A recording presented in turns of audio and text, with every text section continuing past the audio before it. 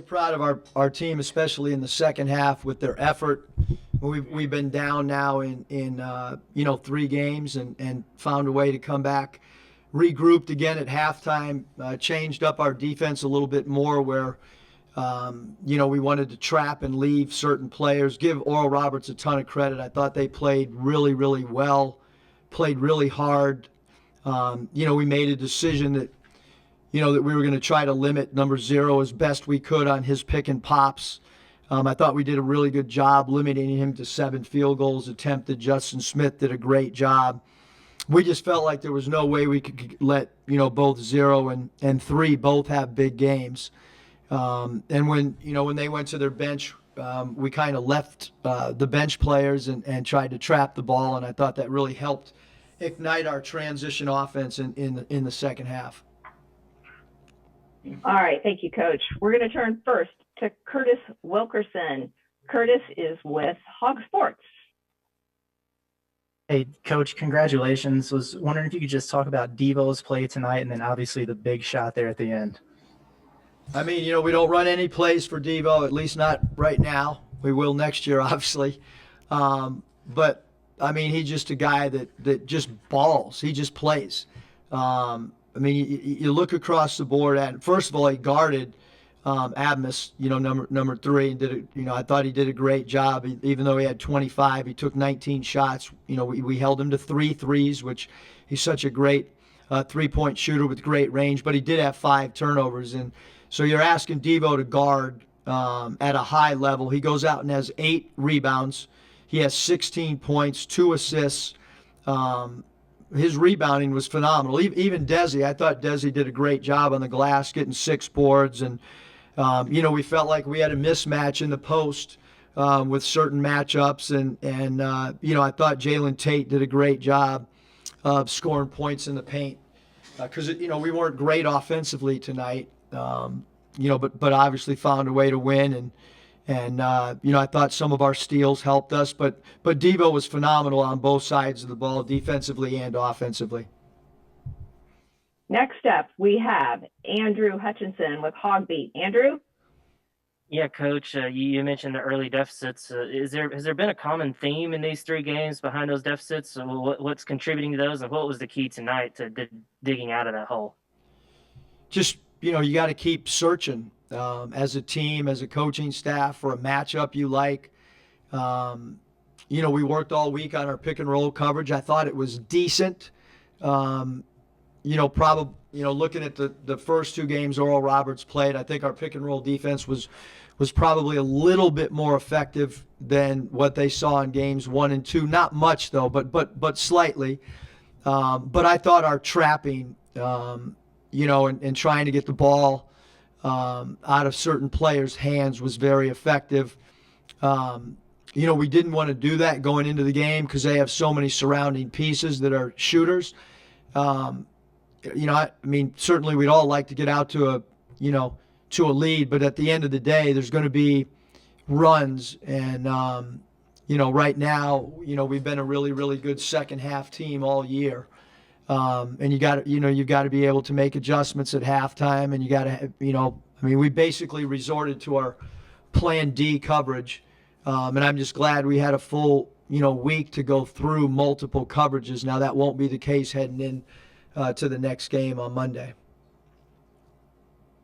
Next up, we have a question from Bob Holt from the Arkansas Democrat-Gazette. Bob, if you could please unmute. Yeah, Eric, I know that wasn't a design play, Tate to Devoe. They're basically making plays in the flow of the game. But just what did you see there? And is that something you guys have kind of worked on?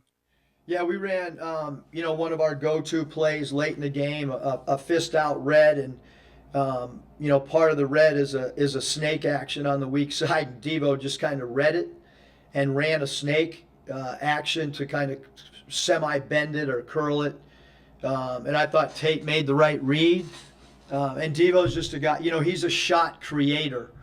And for a freshman, that's a pretty big stage to ask him to do what we ask him to do defensively and then to hit some of the shots that he hit.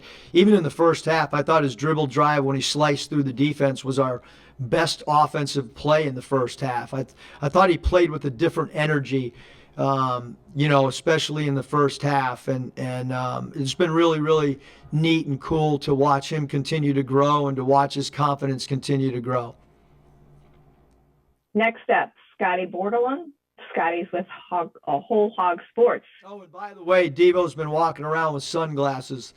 So he's feeling pretty good about it, the way he's playing too. Hey, Coach. Jaylen Tate kind of kept y'all afloat offensively in the first half, and he scored pretty well in half, and then finished with 6 assists for the game. I guess could you just speak to the importance of his plays? He hit some pretty big shots down the stretch before Devo's.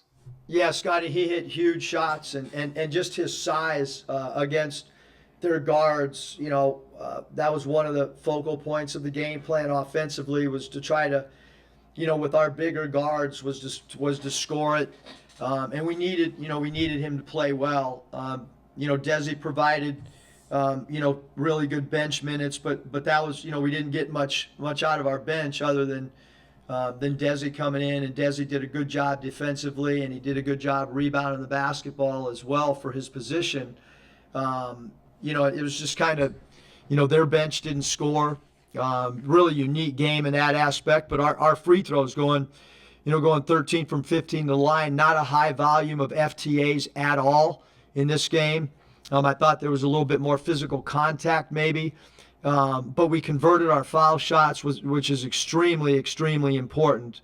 And then I like the fact that we had, 7 steals to just 10 turnovers. And a couple of those turnovers were, early in the game we had 2 that we shouldn't have had. And then I thought we turned the ball over in that transition segment back to back, just trying to make home run plays, which we have got to take great care of the basketball against Baylor. They're very physical defensively. They reach, swipe, at the basketball, and you're going to have to be strong with the ball and make secure decision making when you play Baylor.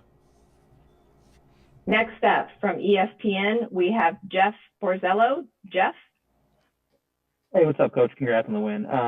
The final possession defensively, Devo said you guys kind of expected A. Smith to banana cut and catch the ball. Did you give any thought to, just totally denying him the ball and making somebody else beat you? Well, we didn't really want to deny it, but we did double team. We didn't guard the inbounder, and I think Thompson inbounded the ball, and he's a good shooter. Tate and Devo, we're just trying to use clock. He got it. He got a look, obviously. We did not want to foul either, Jeff. That was, the last thing we want to do is foul one of the best free throw shooters in all of college basketball, but we felt like 2 defenders and trying to keep the ball in front. What we didn't want to do is we didn't want to deny him the ball, have them flash a guy and then hit off the deny where he now has a lane, or an open shot with nobody in front of him. That's the reason that we didn't deny. We talked about it, we discussed it, and felt like if we could just kind of cup him with 2 guys, that was better than having him, make a Z cut and end up with the ball off a denial. Next up, we have John Titel from Hoops HD. John? John Titel from hoopshd.com. Your father, Bill, was a coach for 25 years, and Scott Drew's father, Homer, won more than 600 games, and Wayne Tinkle coached his son, Trace, for 5 years at Oregon State, and Jim Boeheim's best player is his son, Buddy. My question, what makes the father-son bond so special when it comes to basketball coaches? Yeah, that's a great question. I'm sure that each person that you just mentioned has their own story. My dad, I can only speak for myself. My father was my idol, my best friend. For Halloween, I wanted to be a coach.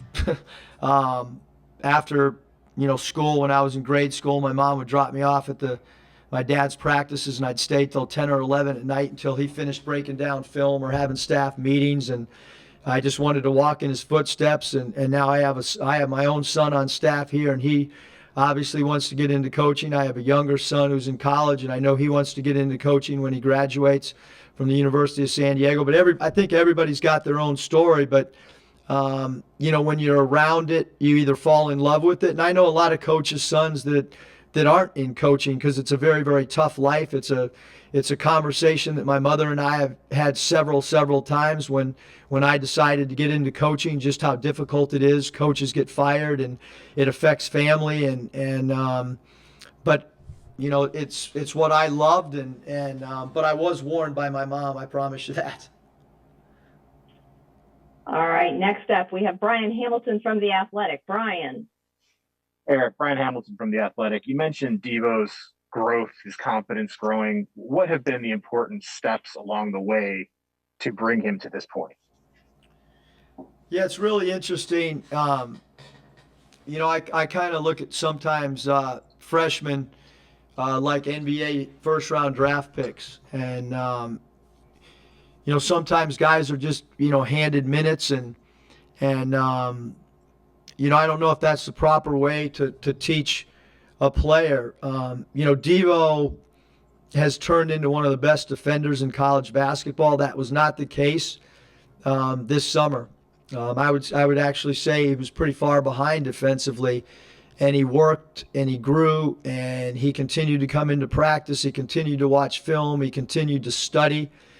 You know, a lot of freshmen play early in non-conference, and then their minutes dwindle in conference play. You know, we took the opposite approach with two of our freshmen, where they learned through non-conference. They learned our terminology, both Jalen Williams and Devoe, and then once conference play came, they understood who we were, what the expectations were, and both those guys have grown tremendously, and they've done it against better competition as the season's gone on. But both those freshmen, along with Moses, have incredible confidence, and Devoe's an incredible competitor, and he believes that he's a great player, and that's why he's able to take big shots and he's able to take big defensive assignments.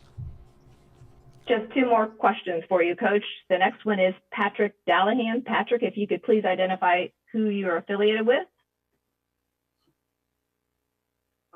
Hey, Coach, Patrick Dallahan, CBB 365. And you obviously mentioned that Devoe was walking around with sunglasses on.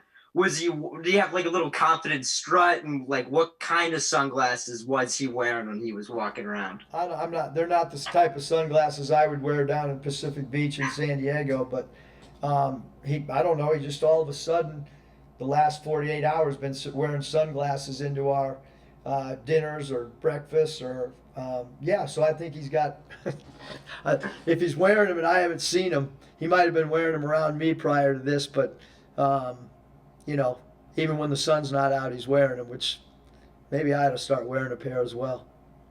And follow-up questions about people that wear sunglasses. A PFT commenter of Pardon My Take, one of your biggest fans. What do you have to say to those guys at Pardon My Take about your post-game celebration so far? We didn't celebrate too much. We just got to get ready. But I mean, I love Pardon My Take. They know that. All right, thank you. Thank you, Patrick. Our last question this evening comes from Bob Holt again with the Democrat Gazette. Yeah, Eric, in 2018-16, you had a heartbreaker against Loyola, and then, you know, tonight you're on the good side of one of those tight games. Kind of, how would you compare and contrast the emotions, you know, what you're feeling now compared to what that was like, and how sweet is it to be in the Elite Eight? I mean, it's an incredible feeling to be in an Elite Eight. You know, just our second year. I really can't describe it, Bob. You know, yeah, it was. I mean, when they took the last three, because against Loyola it was a sidestep three, almost in the same exact spot on the floor, and we had defended it perfectly, and they made the shot, and you know, we were probably one shot away from beating Loyola and being in the Elite Eight that year, and I still think about that shot over and over. I guess tonight the basketball gods were looking over us.